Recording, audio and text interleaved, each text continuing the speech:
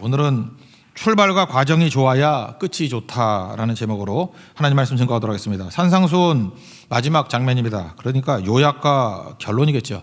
우리 크리스찬은 어떤 존재로 살아가야 하는가, 이것을 보여주고 있습니다. 가장 기본적인 거, 또 가장 큰 그림으로 핵심을 보여주고 있다라는 것입니다. 세 가지 토픽인데 뭐 비슷비슷한 내용 같습니다. 첫째는 좁은 문 좁은 길로 가라, 13절과 14절입니다. 여기 좁은 문이 나오고 좁은 길이 나옵니다. 그러니까 뭐예요? 문은 출발이죠. 여기 들어갈 때 문은 출발하는 거 아닙니까? 그리고 길은 뭐죠? 과정. 여기 마지막에 생명이다 그런 거 뭐죠? 끝이죠. 끝. 그래서 인생은 잘 살아야 되는데 시작, 출발이 좋아야 되고 과정도 좋아야 되고 끝은 아직 안 왔잖아요. 끝이 이제 죽음 이후에 천국 가는 거 아니겠습니까? 끝이 좋아야 된다는 거예요. 근데 끝이 생명일 수도 있고 또 파멸일 수도 있다, 이런 겁니다. 그러므로 이 땅을 살아가면서 우리 신앙이 뭐냐? 이 출발과 과정을 항상 점검하는 인생을 살아야 된다는 거예요. 출발도 좁은 문, 그다음에 과정도 좁은 길. 그래서 좁은 문과 좁은 길, 이런 출발과 과정이 좋아야 끝은 주님께 맡겨야 되지만 그 끝이 좋다는 거죠. 생명으로 간다, 영생으로 간다, 그런 뜻이라는 것입니다. 오늘 13절과 14절을 그런 관점에서 한번 다시 읽어보겠습니다. 시작. 좁은 문으로 들어가라. 멸망으로 인도하는 문은 크고 그 길이 넓어 그리로 들어가는 자가 많고 생명으로 인도하는 문은 좁고 길이 협착하여 찾는 이가 적음이라. 그럼 좁은 문과 넓은 문, 좁은 길과 넓은 길 차이점이 뭐냐? 이런 거죠. 하나는 크고 넓다, 이게 넓은 길이고, 그죠? 그 다음에 하나는 좁고 협착하다, 그러니까 어렵고 쉽다, 뭐 그런 얘기 같죠. 예. 그 다음에 또 하나는 사람들이 많이 찾는다, 사람들이 안 찾는다. 그러니까 다수가 가는 길이냐 아니면 소수가 가는 길이냐, 뭐 이런 걸로 알 수 있다라는 것입니다. 그러니까 우리가 문도 그렇고 길도 그렇고 날마다 체크해야 될 게 뭐냐면, 너무 예수 믿는 사람은 쉬운 길 찾아가면 안 된다는 거예요. 쉬운 거, 그 위험한 길이고, 사람들 많이 간다고 안심하면 절대로 안 된다, 뭐 이런 두 가지 메시지가 있다는 것입니다. 먼저 그 두 가지 내용 봅시다. 크고 넓다, 또 반대로 좁고 협착하다. 그러니까 우리는 편하고 쉬운 길 가려고 하는 속성이 있다라는 거죠. 편하고 쉬운 길이 좋은 거니까, 그죠? 우리 편하니까. 근데 그런 거에 익숙해지면 참 위험하다, 그런 거죠. 그럼 뭐 억지로 뭐 고행주의자로 살 것인가? 그게 아니고 우리는 두 가지 길이 있다 그랬잖아요. 말씀대로 사는 길과 본능대로 사는 거. 본능대로 사는 것을 종교심이라 그랬잖아요. 그죠? 욕심 따라 두려움 회피하는 걸로. 그러니까 말씀 따라 살면 무조건 좁은 길 가는 겁니다. 세상과 다른 길이니까. 그러니까 말씀 따라 살라. 그게 좁고 협착한 길이라는 거죠. 십자가의 길. 그러니까 항상 말씀 따라가는 거. 그래서 막 혼자 일부러 고행하고 그러는 게 아니고 그냥 말씀 따라 살다 보면, 경건하게 살다 보면 핍박을 받는다 그러죠. 박해를 받는다고. 그러니까 말씀 따라가는 인생을 살아야 된다, 그런 거고, 이 반대말이 뭐겠어요? 본능 따라 살면 쉬운 길 가게 되고 편한 길 가게 되어 있다. 또 다른 말로 아무 생각 없이 살면 본능대로 살겠죠. 그다음 몸이 가는 대로 살면 본능대로 살겠죠. 생각대로 살면 본능대로 살겠죠. 그러니까 언제나 역류하는 인생은 말씀이라는 거예요. 말씀대로 사는 인생을 살라. 뭐 예를 하나 들면 요나 같은 사람이 그랬죠. 요나는 본능대로 살았잖아요. 예를 들어서 뭐 니느웨 싫었어요. 그죠? 이렇게 그 아수르니까 되게 싫었다고, 싫으니까 안 가고 본능대로 하잖아요. 약간 두렵기도 하고. 그래서 자기 편한 길 갔는데 편했습니까? 물고기 뱃속에서 3일이나 지내고, 자기는 편하다고 생각하지만 편한 게 아니었다라는 거죠. 반면에 바울의 길, 그러니까 말씀대로 길은 사명의 길 아닙니까? 사명의 길은 험해요. 험하고 힘들지만 환난과 뭐 어려움이 있지만 그 성령이 동행하시잖아요. 조금 전에 찬양했던 191장 그 후렴에 계속 나오지 않습니까? 하나님과 동행하는 길이 어려운 길이지만, 그죠? 좁은 길을 걸으며, 그렇지만 밤낮 기뻐하는 것은 주의 영이 함께하기 때문에 하나님께서 우리에게 주시는 기쁨이 또 있어요. 힘들 것 같지만 성령이 주시는 기쁨이 있다니까요. 그래서 우리는 선교하고 난 다음에 맨날 그런 구호했잖아요. 선교는 기쁨입니다. 예배는 기쁨입니다. 기도 다 끝나고 난 다음에 오는 기쁨, 그런 게 있겠죠. 또 하나 비교하는 게 사람이 많고 적은 거, 이거 비교하죠. 그러니까 우리는 사람 많으면 좀 안심하는 경향이 있지 않습니까? 다수가 가는 길 대충 맞죠. 그래서 뭐 이렇게 학원에서도 그런다 그러대요. 뭐 이렇게 선생님들 고를 때 뭐 1등으로 많이 모이려는데 자기도 뭐 이렇게 편승하려고 그러고, 뭐 좋으니까 몰리지 뭐 이런 거. 뭐 2등은 약간 좀 까탈스러운 애들, 그래도 난 다른 게 좋아, 뭐 이런 거. 3, 4등은 좀 어렵다 그러는 얘기를 들어봤거든요. 그러니까 다 뭐예요? 편승하고자 하는 마음들이 있죠. 다수가 가는 길은 오를 가능성이 크다, 뭐 이런 길들. 근데 이게 위험하다라는 거예요. 이런 식으로 살다 보면은 영적으로 참 위험에 빠질 수 있다는 것입니다. 많은 사람이 간다고 안심하면 안 된다. 이거 예를 든다면 예수님의 길이죠. 예수님의 길은 홀로 가는 길, 십자가의 길 뭐 다 도망가고 그랬잖아요. 그렇지만 그게 생명의 길이고 진리의 길이었다. 그러니까 말씀대로 이게 십자가의 길, 예수님의 길 걸어가는 것이 맞다. 다 떠나도 말씀의 길 따라가는 것이 옳다. 다수의 길 뭐 생각하니까 얼마 전에 제가 한번 소개했던 적 있죠. 스칸디나비아 반도에 가면은 뭐 노르웨이라든지 이런 데 가면은 레밍이라는 쥐 좀 큰 쥐가 있다 그러죠. 쥐같이 생긴 거. 예, 그 레밍. 근데 그 스칸디나비아 반도 그쪽에는 그 뭐 눈이 녹아서 막 이렇게 떨어져 나가고 하니까 절벽이 많잖아요. 이렇게 피오드르 해변이라 그래서 막 꾸불꾸불하면서 절벽이 많고. 그러니까 뭐 절경이죠. 절경. 보긴 좋은데 이제 가끔마다 그런 게 있다는 거예요. 그 레밍이 막 뛰는데 한 놈이 절벽에서 뛰어내려요. 그러면은 살피고 가야 될 거 아니에요. 근데 쥐들의 속성이 뭐예요? 하나가 뛰면 같이 뛰어내려서 다 절벽에 떨어져서 죽더라. 그 되게 이상하다는 거예요. 그래서 레밍 연구하잖아요. 레밍 왜 저러나? 그죠?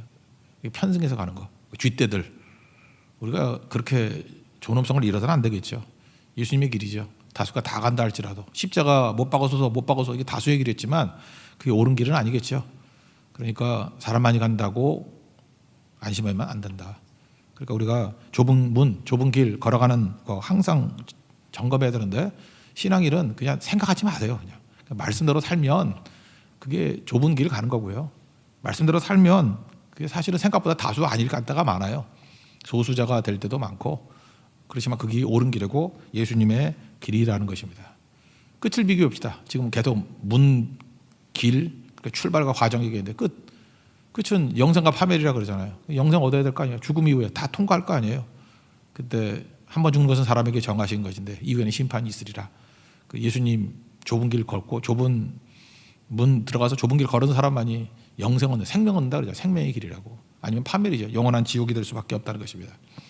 뭘 비교하느냐? 여러분 끝을 비교해야 돼요. 중간을 비교하면 안 된다고. 예를 들어서 뭐 옛날에 많이 비유 들었던 건데 비행기를 탈 때 1등석이 좋습니까? 3등석이 좋습니까? 이렇게 말할 수 없죠. 얼핏 보면은 1등석을 다 좋다 그러고 많은 사람이 할 수만 있다 그러면 1등석에 다 탈라 그러는데 그 다음 얘기를 더 덧붙여야지 이게 필요 충분 요건이 맞는 거죠. 1등석에 탔는데 그 비행기는 추락하는 비행기고 3등석에 탔는데 그 비행기는 내가 원하는 목적지에 안전하게 도착하는 비행기예요. 그렇게 다 듣는다 그러면 누가 1등석 타겠어? 그죠? 안전하게 내가 원하는 목적지에 도착하는 3등석을 타겠죠. 그러니까 지금 1등석 의자 찍어놓고 3등석 의자 찍어놓고 어디가 더 편해 보여요? 어디가 더 좋아 보여요? 어디가 더 축복받은 길같이 보여요? 이거는 비교 대상이 아니라는 거죠. 이 비행기 좌석이라 그러면 도착이죠. 도착이 뭐 올바르다 그러면 그 다음에 뭐 그걸 비교할 수 있겠지만 끝이 무엇인지를 생각하지 않고 살아간다는 것은 어리석은 일이다. 그래서 우리 모든 성도들 점검하라는 거예요. 좁은 문, 좁은 길 걸어가라. 끝이 좋다라는 거죠. 끝이 생명의 길이다. 우리 출발과 과정을 항상 점검할 수 있는 우리 믿음의 신실한 종도 되기를 바랍니다. 두 번째 내용은 이겁니다. 그 열매로 안다는 건 열매로 안다. 열매로 안다는 건 나무 비교하겠죠. 좋은 나무가 있고 나쁜 나무가 있다. 근데 여기서 좋은 열매를 맺기 위해서는 우리는 능력이라고 자꾸만 생각하는데 능력이 아니라 말씀대로 순종하는 거다. 그래서 열매는 능력이 아니라 순종에 있다. 뭐 그런 얘기죠. 처음에 이거 내용들 뭐 1절 때문에 거기 뭐 양의 옷을 입은 일이 그러니까 잠깐 그것 때문에 속는데 나무 얘기로 시작하는 거예요. 나무 얘기. 좋은 나무가 있고 나쁜 나무가 있다. 그러니까 좋은 나무와 나쁜 나무는 뭐로 아느냐? 열매로 안다. 이게 예수님 말씀이에요. 열매로 안다. 열매가 뭐냐? 이게 일종의 성품이거든요. 그러니까 성령의 열매 그러면 성령의 9가지 열매 나오지 않습니까? 갈라디아 5장 22절, 23절. 성령의 열매는 사랑, 희락, 화평, 그다음에 오래 참은 자비, 양선, 충성, 온유, 절제 이렇게 9가지 있다. 근데 다 내용이 다 뭐예요? 성품에 관한 거라고요. 그래서 열매로 안다라고 하는 건 뭐죠? 성품이니까 시간이 걸린다 이런 거죠. 시간이 걸린다. 그러므로 어떤 사람을 바라보고 난 다음에 빠른 판단을 해서는 안 된다는 거예요. 왜냐하면 열매는 성품이기 때문에 그건 얼마든지 겉으로 보면 속일 수 있는 겁니다. 그래서 열매 맺는 데는 시간이 걸리잖아요. 봄에 씨 뿌리고 가을에 열매 거두는 거니까. 그래서 빠른 시간 안에 되는 게 아니고 단숨에 알아볼 수 있는 게 아니다. 그래서 우리 크리스찬들은 척 쳐다보고 난 다음에 쉽게 판단하지 않아요. 몰라요. 그러면 속는다라는 것입니다. 열매는 뭐예요? 변화죠. 사람의 변화. 거듭남입니다. 거듭남. 어제 말씀에 의하면 야곱이 이스라엘로 변화되는 거. 그거 쉽게 되는 거 아니거든요. 시간이 걸리게 된다라는 것입니다. 오늘 그 얘기, 그 내용도 한번 해봅시다. 16절부터 20절까지 좋은 나무 나쁜 나무 이야기입니다. 시작. 그들의 열매로 그들을 알지니 가시나무에서 포도를 또는 엉겅퀴에서 무화과를 따겠느냐. 이와 같이 좋은 나무마다 아름다운 열매를 맺고 못된 나무가 나쁜 열매를 맺나니 좋은 나무가 나쁜 열매를 맺을 수 없고 못된 나무가 아름다운 열매를 맺을 수 없느니라. 아름다운 열매를 맺지 아니하는 나무마다 찍혀 불에 던져지느니라. 이러므로 그들의 열매로 그들을 알리라. 그러므로 참된 부흥이라는 것은 사람 많아지는 거 아니죠. 우리 사람 많아지는 거 되게 좋아하잖아요. 저도 그렇고 뭐 여러분도 그렇고 다 그러지 않습니까? 근데 성경이 말하는 건 뭐예요? 사람이 변하는 게 부흥이라는 거예요.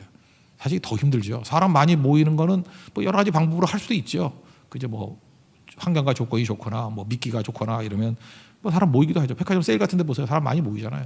빅 이벤트 해 보세요. 그러면 뭐 잠실 운동장 같은 데 많이 모이잖아요. 근데 그 모인 사람들이 변화된다라는 거, 한 사람이 변화된다는 거, 그 성령이 하시는 일이지 쉬운 일이 아니죠. 그러니까 변화되는 게 진정한 부흥이다. 예수님은 이렇게 말씀하고 있다는 것입니다. 그럼 나쁜 나무는 뭐냐? 오늘 명확히 얘기하고 있어요. 나쁜 나무는 거짓 선지자다. 이렇게 얘기를 합니다. 거짓 선지자는 구별이 안 된다는 거예요. 거짓 선지자가 이마에 거짓 이렇게 써놓으면 구분이 되겠는데 그게 안 된다는 거예요. 왜? 양의 옷을 입고 있기 때문에. 너무 멋진 옷을 입고 있기 때문에. 15절 읽겠습니다. 시작. 거짓 선지자들을 삼가라. 양의 옷을 입고 너에게 나오나 속에는 노략질하는 일이라. 인간의 눈으로 구분하기가 너무너무 힘들다라는 것입니다. 왜? 양의 옷을 입었기 때문에. 삼가라. 이건 속지 말라 그런 뜻이거든요. 그러니까 무슨 얘기예요? 겉모습 보고 속지 말라. 이게 첫 번째 메시지예요. 겉모습 보고 속지 말라. 겉모습 보고. 그러니까 예를 들어 우리 겉모습 특별히 많이 속는 것 중에 하나가 이런 거죠. 어떤 사람이 너무 온화하고 겸손해 보이는 분이 있습니다. 근데 핵심은 뭐라 그랬어요? 진짜는 말씀에 있다 그랬죠. 근데 온화하고 겸손한 분인데 말씀 아닌 것을 전하는 분이 계셔요. 그럼 그거 거짓 선지자죠. 그렇게 참 미치는 거예요. 그죠? 그러니까 제일 위험한 게 뭐냐면 너무너무 인격이 좋은데 말씀 아닌 거를 전하는 사람. 그러면 여러 사람 죽이겠죠. 예, 그런 거죠. 그래서 고린도 후서 11장 4절, 14절 우리가 많이 아는 얘기 아닙니까? 사탄도 자기를 광명의 천사로 가장하나니. 그래 사탄이 뿔다리 모습으로 잘 나타나지 않고 검은색 후드 입고 나타나는 모습으로 오지 않고 이 광명의 천사의 모습으로 올 때가 있다는 것입니다. 그래서 겉모습 보고 자꾸 속아요. 잘 들어봐야 돼요. 저게 말씀인가, 그죠? 성경 말씀을 증거하고 있는가. 그러지 않으면 속는다는 것입니다. 또 하나는 막 열정적일 수 있죠. 맨날 주여 주여 하고 얼마나 열심히 하는지 주여 주여 소리 지르고 막 누가 봐도 기도의 사람이라 그러고 주님만 따르는 것 같이 보이고. 21절 읽겠습니다. 시작. 나더러 주여 주여 하는 자마다 다 천국에 들어갈 것이 아니요 다만 하늘에 계신 내 아버지의 뜻대로 행하는 자라야 들어가리라. 이거 보세요. 주여 주여 하고 외치는데 그 속에 말씀대로 행함이 없다 그러면, 말씀이 아니면, 말씀대로 행하지 않고 딴 기준을 가지고 행한다 그러면 그거 가짜겠죠. 그리고 우리 조심해야 됩니다. 이거 겉모습 가지고 판단하면 안 되고 뭐예요? 그 사람 속에 있는 말씀, 선포되는 말씀을 통해서 알아야 돼요.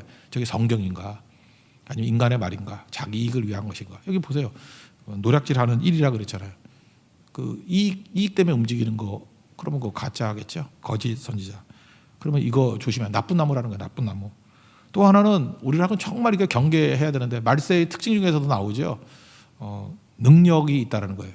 가짜인데 능력이 있어요. 속지 말아야 된다는 거예요. 첫째는 예언하는 능력이 있고요. 막 기적을 행해요. 우리 한국 사람들 되게 기적 좋아하잖아. 기적. 권능이 또 있어요. 그러니까 이거 진짜 딱 속기 좋죠. 그래서 능력 가지고 진짜인지 아닌지도 몰라요. 능력의 종, 잠깐만 그런 말 옛날에 많이 썼는데 한 20년 전에. 이분은 뭐 능력의 종이십니다. 난 그럴 때마다 가짜인데 그러는 게 들어요. 능력의 종이 가짜일 가능성이 커요. 그죠? 다 가짜라는 얘기가 아니라 능력의 종 중에서도 가짜가 있다라는 거예요. 그래서 그걸로 확실하게 믿을 게 못 된다 그런 거죠. 능력이 아닙니다. 그 속에 말씀이 있고 말씀에 대한 순종이 있는가 그거를 봐야겠죠. 22절 읽겠습니다. 시작. 그날에 많은 사람이 나더러 이르되 주여 주여 우리가 주의 이름으로 선지자 노릇하며 주의 이름으로 귀신을 쫓아내며 주의 이름으로 많은 권능을 행하지 아니하이나이까 하리니. 이런 거죠.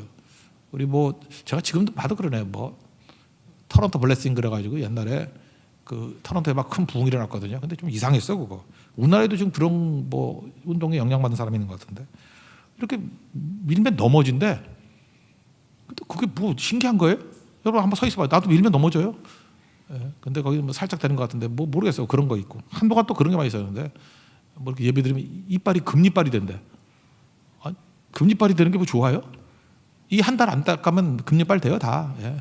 근데 이거 이제 금리빨이 된다고 그러고 이거 그러니까 이게 가짜면 이러겠어요. 이거 진짜로 뭐 그렇게 되니까 그런 거 아니에요. 이빨이 금지빨. 근데 이빨이 금지빨이 되는 게 뭐 죽고 살 일이야? 아, 여러분 여기서 오늘 예배 다 들으면 여러분 이빨이 다 금지빨이 돼버렸어. 그러면 내일은 더 많이 올까? 막 부흥하고 금지빨 되고 싶어서? 아니 금지빨이 되든 무슨 이빨이 되든 그게 무슨 상관이 있냐고요. 이게 실제로 벌어진다 할지라도 또 이렇게 손만 대도 이렇게 막 넘어지는데 넘어졌다고 뭐 문제가 되냐고. 돌불에 걸려서도 넘어지잖아. 그러니까 마귀가 이거 아무것도 아닌 것 같고 우리를 속이고 그러는 거죠. 여러분 지금 내가 명확히 말하지만 예언기도 그런 거 너무 믿지 마세요. 어디 가면은 요즘엔 뭐 많이 없는 것 같은데 옛날에 참 많았어요. 어디 가면 예언기도 해준다고. 머리 내밀고 예언기도 하고. 그 점쟁이하고 다를 게 뭐가 있어. 예언이 뭐예요? 하나님 말씀이 예언이지. 하나님 말씀 말고 무슨 예언이 있어요. 개개인에 대해서 뭘 알려주고 그러는 게 하나님이 어디 성경에 그런 게 나와. 말씀 듣고 깨닫는 게 그게 진짜죠. 그래서 말씀 떠난 이상한 다른 것들, 특이한 거, 기이한 거 따져가는 거, 그게 거짓 선지자라는 것입니다. 그 유일한 기준이 뭐예요? 하나님의 법이죠. 하나님 법이 뭐예요? 말씀이죠. 그래서 뭐라 그래요? 불법을 행하는 자들아. 불법을 행하는 게 뭐예요? 법을 떠난 자잖아요. 말씀을 떠난 자들아 이렇게 얘기하죠. 다 내게서 떠나가라. 불법을 행하는 자들아. 말씀 떠나서 행하는 자들아. 말씀 외에 딴 거 짓거리는 자들아 다 떠나가라.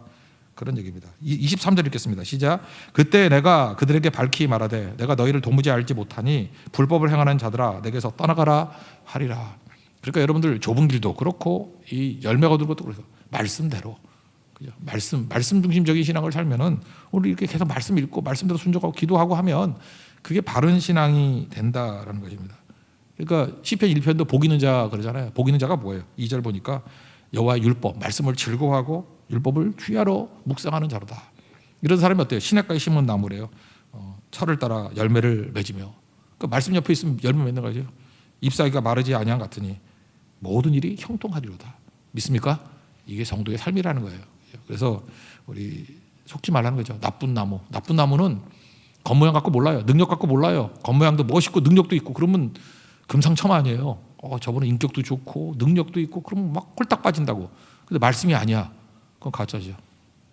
그죠? 뭐 그 반대 예는 뭐 없겠지만 뭐 혹시 그냥 가상이니까 인격은 개차반이고 능력은 하나도 없어. 감기도 못 고쳤기도 하면. 근데 말씀만 전해. 그러면 거기에 생명이 있다라는 거예요. 뭐 하나님께서 뭐 감기는 그 뭐 약 먹으면 돼요. 그죠? 안 그런가? 인격은 안 쳐다보면 돼. 물론 그럴 수는 없겠죠. 하나님 말씀대로 사는 사람이 그렇게 인격이 나쁠 수는 없겠고 또 그렇게 무능할 수는 없겠지만 혹시라도 양극단을 얘기한다 그러면 잊지 말라고요. 말씀대로 가는 것이 옳은 길이다. 잊지 않았으면 좋겠습니다. 세 번째 내용 마지막이죠. 기초를 확실하게 하라는 것입니다. 24절부터 마지막 절까지인데 내 신앙의 기초가 무엇인가? 이건 파운데이션이 되게 중요한 거죠. 토대, 기초 이런 거죠. 그래서 집을 짓는데 내 인생이라는 집을 짓잖아요. 반석 위에 짓느냐 아니면 모래 위에 짓느냐. 그러니까 반석 위에 짓는 사람을 뭐라 그래? 지혜로운 사람이라고 그러고 모래 위에 짓는 것을 어리석은 사람이라고. 근데 저는 한번 이런 생각을 했어요. 모래 위에 짓는 사람이 아니 모래 위인지 모를까? 알면서도 짓는다고 생각해요. 왜 알면서도 왜 짓죠? 모래 위에? 기초가 안 보이니까. 기초가 안 보이니까 모래 위에 짓는 거예요. 우리 겉에 지어는 것만 보잖아요. 그리고 모래 위에 짓는데 유리한 것도 있죠. 쉽지요. 아니 반석을 파는 게 쉬워요. 모래 파는 게 쉬워요. 모래가 쉽지. 빠르죠. 반석은 오래 걸리잖아. 그죠? 이게 제가 이전 교회에서 그 교육관을 지을 때 보니까 그 밑에가 다 돌이었어요. 엄청난 남산부터 내려오는 그 엄청난 거대한 돌이었거든. 그 땅 파는데 1년 반 걸렸어. 땅 파는 데만. 왜냐면 그 기찻길이 옆에 지나가기 때문에 폭파화 기법은 안 되거든. 그래서 화학을 해서 뭐 화학 약품 넣어가지고 이렇게 뜯어내는 식으로 1년 반이나 팠어요. 그래서 그 교회는 절대로 안 무너져. 반석 위에 지은 교회니까. 그죠? 그러니까 제가 느꼈어요. 반석 위에 이렇게 집 짓는 게 어려운 일이구나. 근데 모래 위 뭐 이렇게 파면은 슬슬 파지는 거 위험하겠죠. 그러니까 우리 인생 어디다 져야 돼요? 반석 위에 세우는 그런 집이 돼야 된다. 제가 한번 유튜브로 그런 거 봤거든요. 되게 아름다운 집이야. 거기 일부러 이렇게 찍은 거예요. 그 캘리포니아에 있는 집인데 너무너무 아름답더라고. 막 해안가에 약간 절벽에 얼마나 아름다운지 모르겠어요.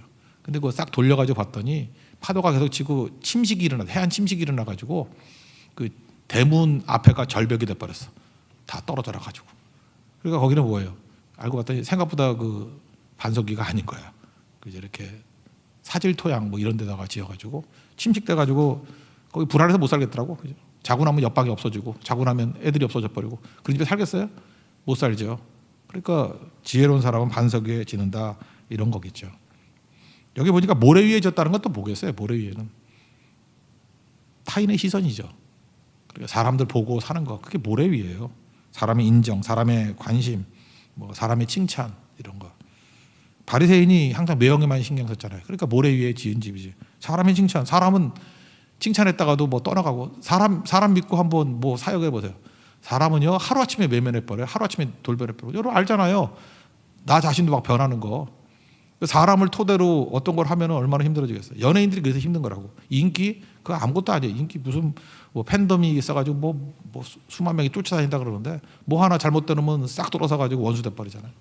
그래서 연예인들이 자기도 알아요. 그 인기가 영원한 거 아니라는 거. 그래서 인기 사라지면 못 견디잖아요. 거기에 인생을 세웠기 때문에.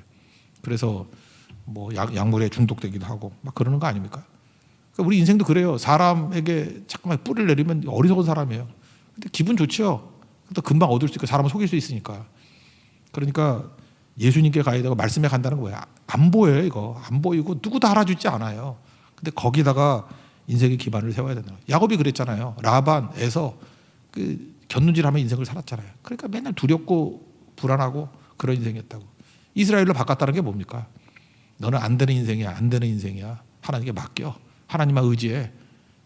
의지하고 축복해 주세요. 은혜 주세요. 하나님 힘으로 살아갈 거예요. 그랬더니 이긴 자라고 부르셨잖아요. 이스라엘. 약탈자. 네 힘 믿고 사는 약탈자에서 이스라엘. 이긴 자. 너 이긴 자야. 이제는 그죠? 이렇게 상속의 종결자가 된 거야 너는. 여러분 이스라엘 돼야 됩니다. 이스라엘 되기 위해서는 하나님만 바라봐야 돼요. 이렇게 모래 위에 지는 것 같이 타인의 시선에 움직여서는 안 된다는 것입니다. 이 타인의 시선 이런 건요. 이게 모래는 일단은 기분 좋고 타인의 시선 좋잖아요. 박수 쳐주면 기분 좋잖아요. 뭐 와 그러면 뭐 얼마나 들뜨겠어요. 빠르고 그죠. 그 다음에 뭐 쉽고. 그래서 타인의 시선에 살아가는 사람은 중독성이 있어요. 이거 참 무섭죠. 중독성이 있다니까. 모래 위에 짓는 거 무너진다니까요. 무너지는데 중독성이 있다니까. 그러니까 우리 인생이 다 중독되어 있는 거예요. 그러니까 말씀 안에 서 있는 믿음의 사람 아니면 다 세상에 중독되어 있는 거라고. 그러니까 반복하잖아. 중독이 반복하는 거 아니에요? 아닌 줄 알면서 잠깐 반복을 해. 그러니까 철저히 하나님 앞에 붙들림 받아요. 그래서 상속의 종결자가 된다는 건 뭐예요? 중독에서 벗어난다는 거예요. 야곱이 타인의 시선에 중독되어 있던 사람 아니에요. 이제 안 쳐다봐. 32장 창세기 32장 이후에 보면 이제는 어려운 문제 생겨도 사람 안 쳐다봐요. 하나님 쳐다보고 베델로 올라가자 예배드리고 그냥 받아들이고 수용하고 하나님 무슨 뜻이 있겠지. 그리고 죽으면 죽으리라 이러고 이르면 이르리라 그러고 하나님의 뜻을 바라보고 뭐 요셉이 죽었다 그래도 흔들리지 않고 쭉 가요. 그냥 이스라엘이기 때문에. 이스라엘 그 이긴 자라고. 그런 모습으로 사는 종이 되기를 원합니다. 우리 인생 가운데 항상 테스트하는 게 옵니다. 그게 환란이죠. 테스트가 뭐예요? 비 오고 창수 오고 다 했는데 요즘에 이렇게 팬데믹 이것도 내가 볼 때 일종의 테스트야. 이렇게 겉으로 볼 때 우리 믿음 좋아 보이는 사람들 있잖아요. 막 주여 주여 하는 사람들 막 소리 지르면서 기도하고, 그죠? 막 열정적인 사람, 그죠? 또 어떤 능력 있는 사람, 뭐 못하는 게 없어. 저 사람 없으면 교회가 휘청할 거야. 막 이런 사람들, 능력 있고 열정 있고 주여 주여 하고 거기다 또 인상도 되게 좋아. 그냥 쳐다만 봐도 교회에서 그러면 안 되죠. 부처님 같아. 막 이런 거, 그죠? 예. 쳐다만 봐도 너무 너무 아름답고 막 그런 사람들이에요, 그죠? 그런데 비가 오고 창수가 오고 바람이 오고 막 치니까 우르르 무너져. 그때 아주 깜짝 놀라죠. 모래였네. 말씀이 아니었네. 예수님이 아니었네. 하는 건데 어떤 사람 보니까 무슨 뭐 감자같이 생겼고 도대체가 뭐 사람같이 보이지 않고 꼭 나사렛 사람같이 보이고, 그죠? 아무것도 아닌 것 같이 보여요. 짱구같이 보이고. 근데 비가 오고 창수가 오고 막 했는데 서 있어요. 야, 저 사람 믿음이 진짜였네. 저 예수님이 반석 대신 예수님께 뿌리를 내린 믿음이었네. 저거 말씀에 뿌리를 내린 믿음이었네. 저 진짜였네. 그런 거죠. 그래서 이렇게 비가 오고 창수가 오고 난 다음에 진짜만 남기고 난 다음에 항상 일제시대 6.25 때도 보세요. 그 이후에 다시 부흥이 일어나요. 왜? 가짜들 우리는 구분할 능력이 없거든. 싹 없애버리고 반석을 기초로 해서 다시 일어나기 시작하더라는 것입니다. 이게 기초예요. 저는 우리나라 지금 저도 뭐 경제 때문에 좀 걱정이 돼요. IMF 97년에 있었잖아요. 한 벌써 24년 됐네. IMF 얼마 전 같은데 그때 준비가 안 됐어요. 그게 일종의 비가 오고 창수가 난 거 아니에요. 막 꽝꽝 깨지고. 그때 우리나라에서 처음으로, 제가 태어나서 처음으로 들었던 게 있어요. 제가 알고 있는 상해, 이름은 속이고 있는데 지금은 이제 오래됐으니까 얘기해야 될 것 같아요. 상해에 있는 선교사님, 제가 여자 선교사님 알고 있거든요. 그 선교사님 이름이 노숙자예요. 근데 그 선교사님이 저한테 그러더라고. 목사님, 제 이름이 태어났을 때는 그렇게 나쁜 이름이 아니었어요. 근데 IMF 이후에 노숙자가 홈리스를 노숙자라고 부르잖아요. 노숙자. 부끄럽다고. 이름 바꿔야 될지 어떻게 될지 모른다고. 근데 결국 이름 바꿨어요. 왜냐, 선교사니까 가명으로. 근데 역시 본명은 노숙자고. 그때 노숙자라는 말이 처음 나왔어요. 노숙자, 누가 노숙자가 된 거죠? 어떤 사람은 너무 타인의 시선에 그 힘든 사람들이 스스로 노숙자가 된 사람도 있고요. 가정이 붕괴가 돼가지고 쫓겨나서 노숙자가 된 사람도 있고. 그러니까 비가 오고 창수가 오고 바람 부니까 견디질 못하는 거예요. 그때 얼마나 휘청거렸어요. 휘청. 그때 깨달았어야죠. 그때 다시 말씀으로 돌아가고 부흥이 있고 그래야 되는데, 그때도 한번 챙겼어요. 사람들 97년대로 기억나시는지 모르지만 그때 가짜와 진짜가 막 이게 섞여 있다가 한번 정리가 됐다가 다시 또 일어나고 그랬다고. 되게 중요한 거죠. 이제 보세요. 지금 뭐 여러분 경제를 저도 잘 모르지만 뭐 양적 완화, 뭐야, 돈 막 찍어냈다는 거 아니에요? 그래서 부채도 들고 집값도 오르고 다 부르고. 근데 이상해요. 물가가 안 올라. 뭐 이상하죠. 이거 상식이 안 통해. 경제 상식이. 근데 지금 조짐이 조금씩 좀 보이잖아요. 물가가 조금씩 오른다 그러고 인플레이션이 된다 그러고. 그럼 뭘 하죠? 테이퍼링이라고 그러잖아요. 바지도 테이퍼라는 게 이렇게 밑에 나가서 좁아지는 거. 돈 더 늘리지는 않는 거예요. 이제 뭐라 그러죠? 제가 보니까 이제 금리 인상된다 그러고, 뭐 한 달에 이자 100만 원 내야 될 사람이 갑자기 250만 원 내고 300만 원 내고 그러면 견디겠어요? 다 무너지지. 제가 볼 때 IMF 같은 또 위기가 오면 누가 이겨요? 반석 위에 세운 사람은 다 이겨내. 뭘 하든지 간에 좁은 길을 걸으며 아무리 힘든 일이 어때 성령께서 함께하기 때문에 이겨낸다고. 여러분 무장해야 됩니다. 그죠? 환란 옵니다. 반드시 어려움입니다. 사실 물질적인 환란 그거 다 이겨낼 수 있다. 아무것도 아니거든요. 근데 이게 멘탈이 다 무너져가지고 깨져서 넘어지게 된다는 거예요. 이때 더 확실하게 해야 될 게 잃어버린 자 찾아서 구원시키고 그들에게 복음 증거해서 세울 수 있는 우리 하나님의 거룩한 종 되기를 바랍니다. 그때 주변 사람들이 그러죠. 듣고 놀랐어요. 깜짝 놀라가지고 야, 이거 권위 있는 자 같다. 여러분 잊지 마세요. 예수님께 놀라야 세상에 놀라지 않아요. 말씀에 충격받아야 세상에 충격받지 않아요. 근데 여러분 말씀에 놀라거나 말씀에 충격받지 않으면 세상에 충격받고 세상에 놀라게 됩니다. 깜짝깜짝 놀라게 된다는 거예요. 여러분 매 순간마다 말씀에 매달려서 예수님께 놀라고 또 말씀에 충격받는 하나님 종 되기를 바랍니다. 그 부분만 읽고 마치겠습니다. 28절 29절 읽겠습니다. 시작. 예수께서 이 말씀을 마치심에 무리들이 그의 가르치심에 놀라니 이는 그 가르치시는 것이 권위 있는 자와 같고 그들의 서기관과 같지 아니함일러라. 우리 모든 성도들 예수님께 충격받고 말씀에만 충격받고 예수님께 놀라는 그런 하나님의 거룩한 종 되기를 축원합니다. 자리에서 일어나겠습니다. 주님 다시 오실 때까지 찬양하겠습니다.